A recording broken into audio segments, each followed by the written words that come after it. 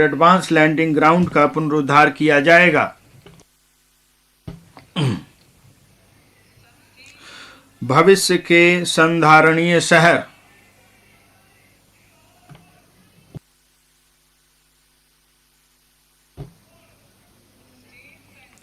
राज्यों और शहरों को इस बात के लिए प्रोत्साहित किया जाएगा कि वे हमारे शहरों को भविष्य के संधारणीय शहरों में रूपांतरित करने के लिए शहरी आयोजना सुधार और कार्रवाइयां करें।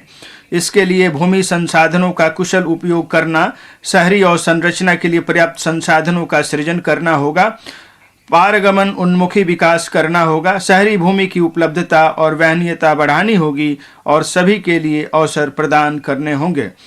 म्युनिसिपल बॉन्ड के लिए शहरों को तैयार करना, संपत्ति कर व्यवस्था में सुधार लाकर और शहरी अवसंरचना पर प्रयोक्ता प्रभार लगाकर शहरों को म्युनिसिपल बॉन्ड के लिए अपनी ऋण प्राप्ति योग्यता में सुधार करने के लिए प्रोत्साहित किया जाएगा। शहरी अवसंरचना विकास निधि IRDF की तरह प्राथमिकता प्राप्त क्षेत्र उधारी न्यूनता के उपयोग के माध्यम से शहरी अवसंरचना विकास निधि की स्थापना की जाएगी। इसका प्रबंधन राष्ट्रीय आवास बैंक द्वारा किया जाएगा और इसका उपयोग टियर 2 और टियर 3 शहरों में शहरी अवसंरचना के विकास सृजन हेतु सार्वजनिक एजेंसियों द्वारा किया जाएगा। राज्यों को UIDF का उपयोग करते समय उपयुक्त प्रयोक्ता प्रभारों को लागू करने के लिए 15वें वित्त आयोग के अनुदान के साथ साथ मौजूदा स्कीमों से संसाधन जुटाने के लिए प्रोत्साहित किया जाएगा। हम इस उद्देश्य के लिए 10,000 करोड़ प्रति वर्ष की राशि उपलब्ध कराने की उम्मीद करते हैं। शहरी स्वच्छता। सभी शहरों और कस्बों में सेप्टिक टैंकों और सीवरों का मल कीचड़ बाहर निकालने के लिए मैन होल को मशीन होल के रूप में प्रयोग करके 100% मशीनी तरीके से साफ किया जाएगा।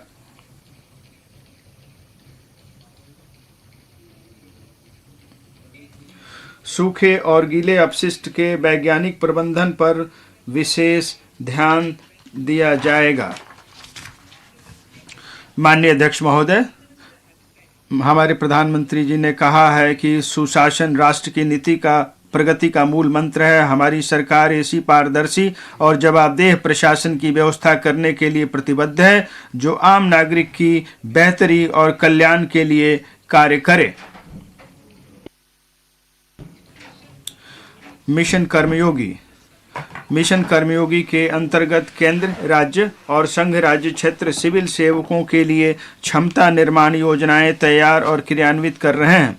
सरकार ने एकीकृत ऑनलाइन प्रशिक्षण के लिए iGOT कर्मयोगी नामक एक प्लेटफॉर्म भी शुरू किया है, जिस पर लाखों सरकारी कर्मचारियों को अपने कौशलों का उन्नयन करने के लिए और लोक केंद्रित दृष्टिकोण अपनाने के लिए निरंतर सीखने के अवसर मिलेंगे।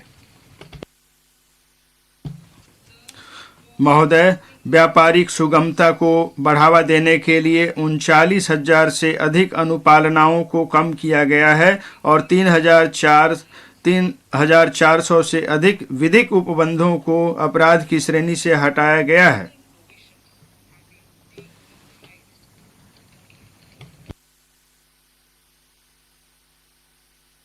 विश्वास आधारित शासन को बढ़ावा देने के लिए हमने 42 केंद्रीय अधिनियमों में संशोधन करने के लिए जन विश्वास विधेयक पेश किया है। इस बजट में हमारी अर्थव्यवस्था के सामर्थ्य को सामने लाने के लिए अनेक उपायों का प्रस्ताव किया गया है। कृत्रिम बुद्धिमत्ता आर्टिफिशियल इंटेलिजेंस के लिए उत्कृष्टता केंद्र। कृत्रिम बुद्धिमत्ता को भारत में बनाएं और कृत्रिम बुद्धिमत्ता से भारत के लिए कार्य कराएं के विजन को साकार करने के लिए देश के शीर्ष शैक्षिक संस्थानों में कृत्रिम बुद्धिमत्ता के लिए 3 उत्कृष्टता केंद्र स्थापित किए जाएंगे। अग्रणी उद्योगपति, कृषि, स्वास्थ्य और संधारणीय शहरों के क्षेत्रों में बहुविषयक अनुसंधान कराने, अत्याधुनिक एप्लीकेशन तैयार करने और मापनीय समस्याओं के समाधान तैयार करने में सहभागी होंगे। इससे कृषि बुद्धिमत्ता के कारगर इकोसिस्टम को प्रेरित करने और इस क्षेत्र में गुणवत्ता मानव संसाधनों को प्रशिक्षित किया जा सकेगा। राष्ट्रीय डाटा शासन नीति। स्टार्टअप्स और शिक्षाविदों द्वारा नवाचार और अनुसंधान शुरू करने के लिए राष्ट्रीय डाटा शासन नीति लाई जाएगी।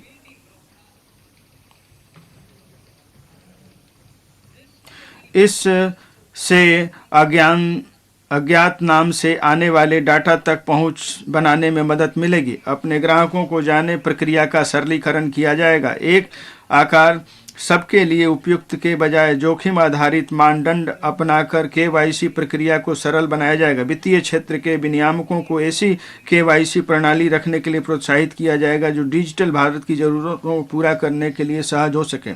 पहचान और पते के अद्यतनीकरण के लिए वन स्टॉप समाधान। विभिन्न सरकारी एजेंसियों, विनियामकों और विनियमित निकायों द्वारा बनाए रखे गए व्यक्तियों की पहचान और पते के मिलान और अद्यतनीकरण के लिए वन स्टॉप समाधान की व्यवस्था की जाएगी, जिससे डिजी लॉकर सेवा और आधार का मूलभूत पहचान के रूप में प्रयोग किया जाएगा। अध्यक्ष महोदय, सामान्य बिजनेस पहचानकर्ता।